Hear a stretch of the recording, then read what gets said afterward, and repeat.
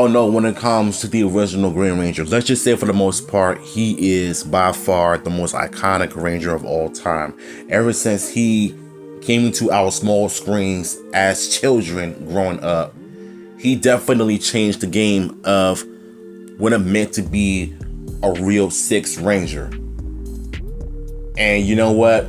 If it wasn't for the late Jason David Frank, we wouldn't have the Green Ranger saga that we know and love today. Because when you think about it, the miniseries felt like a movie, which should have been its own thing, but it wasn't.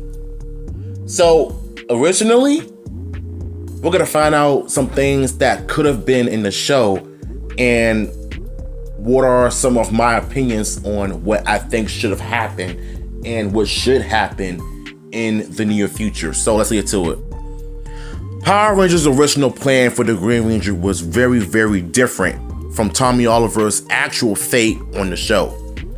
Even if Tommy was not your favorite Power Ranger, no one can deny how important Jason David Frank's character was to the franchise. While Power Rangers may have focused on Tommy a bit too much sometimes, the original Green Ranger was so popular for a reason.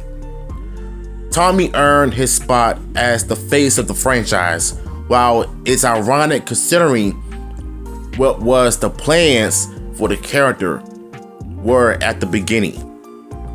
The Green Ranger is just a small part of Tommy's legacy, but it may be the most important. Not only did Tommy introduce the idea of an evil ranger, but he was also the first of many Sixth Rangers in the franchise. Every extra or evil ranger that came after MPR had a bit of the Green Ranger in him, which only shows how big of an influence Tommy had on the show. As someone who grew up collecting every Green Ranger figure they could find,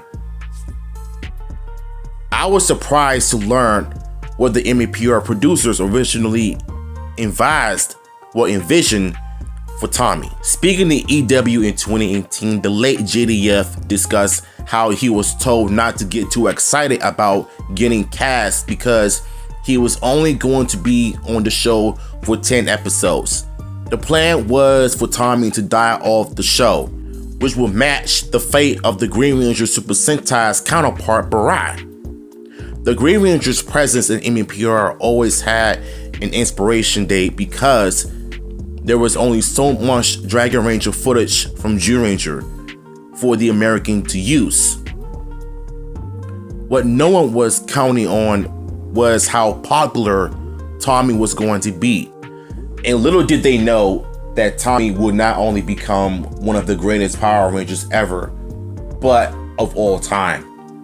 So JDF definitely portrayed this character so well that everybody, every martial artist, every content creator was always mimicking his character because of how iconic his character is on the show.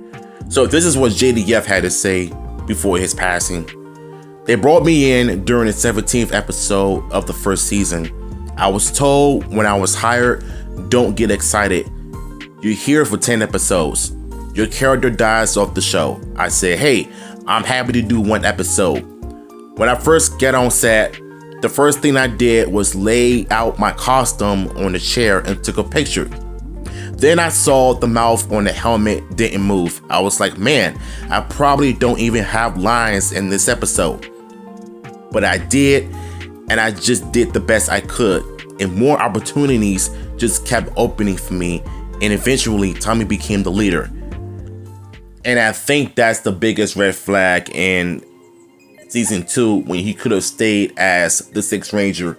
I did a video a while back on what season 2 could have been, even when they started continuing using the Ju 2 footage when you see Daijujin and Dragon Caesar fighting Lord Zed's monsters before Lord Zed came in and created his own original monsters from Dairanger.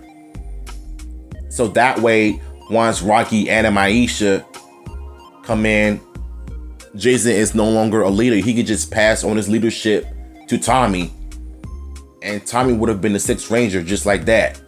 It didn't take long for the Green Ranger to become a fan favorite, not just because of how popular he was, but also because he was just different enough from the rest of the team. Between the chest shield, the flute, and the Dragon Zord, the Green Ranger was as cool as the villain turned hero could be. By the time Tommy's powers vanished once and for all, there was no way Power Rangers could continue without Tommy. While Jason David Frank filmed a pilot for VR Troopers around the time, he eventually returned as a serious regular on Power Rangers. And before that, and I believe this is right around November 1993 or 94, when he left the series to work on VR Troopers, or Cybertron is what the show was originally going to be called. Saban and the kids back then did not want to eat their cereals and go to school until their favorite character returns to television. And and the rest was history. So Jason David Frank was going to betray Ryan Steele from Cybertron, which is now known as VR Troopers, because his show would have been very different if it wasn't for Saban, and I think that's the most craziest part about this plan, was to have him die off the show. So here's what I would have done if I were to just became a writer for Power Rangers, right? I would have had Tommy, after he becomes good, I would have probably done the Green Ranger movie first, based on 5 multi-parts, dark, gritty, mature, not too violent, but as far as like the story goes. And after that, once he becomes good, I would have had the episodes focus on after the events from the Green with Evil miniseries. The Green with Evil miniseries, excuse me. After he becomes good, he's still having some funny feeling of becoming evil again after what Rita done to him, excuse me. And that way, once Tommy becomes Tommy that we all know and love, and the 2-parter would have been focused on the Shattered Grid, the beginning of Shattered Grid, when Rita creates an alternate version of Tommy known as Lord Dragon. I would have definitely have him killed off like he was in the Boom Studio comics. And I think once all of that shows up in the play on paper, I can only imagine how different it was going to become if it was done in live action. Once Tommy dies off, they could take a break and come back with brand new episodes, with filler episodes that mean something. Make one episode dealing with the aftermath of Tommy dead, thanks to Lord Dragon when he killed them off. And I think that's would have been different for the original show, to have Tommy be in 10 episodes. Have a base of the Green Candle saga when Rita created the Green Candle. So he loses his powers, but he also loses his life, thanks to a person stabs him to death while trying to protect Kimberly from a burglar that tried to kill both of them. And, that would have been one of the saddest send-offs of the Green Ranger that was trying to do good in his life. And, that would have made sense, if you ask me, to have Tommy killed off. And even though it may be a family kids show, but kids also experience death and drama and difficulties in life situations. So I'm not going to go over this whole article. The second part talks about how Tommy becomes the leader, the White Ranger. Then he became the Red Ranger in 2 seasons, Zeo and Turbo. But no mentions of him returning in Dino Thunder. But at the end of the day, the Green Ranger will always be my favorite of him, because it's what made him famous in the first place. You know, and like I said, everybody grew up mimicking Tommy all the time with the, his famous jumping kicks.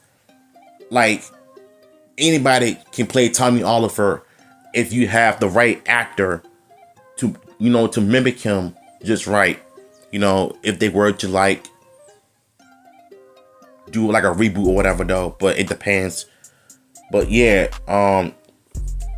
Tommy was originally going to be killed off, but thank God that didn't happen because, kids have pretty much experienced enough trauma. But who am I kidding?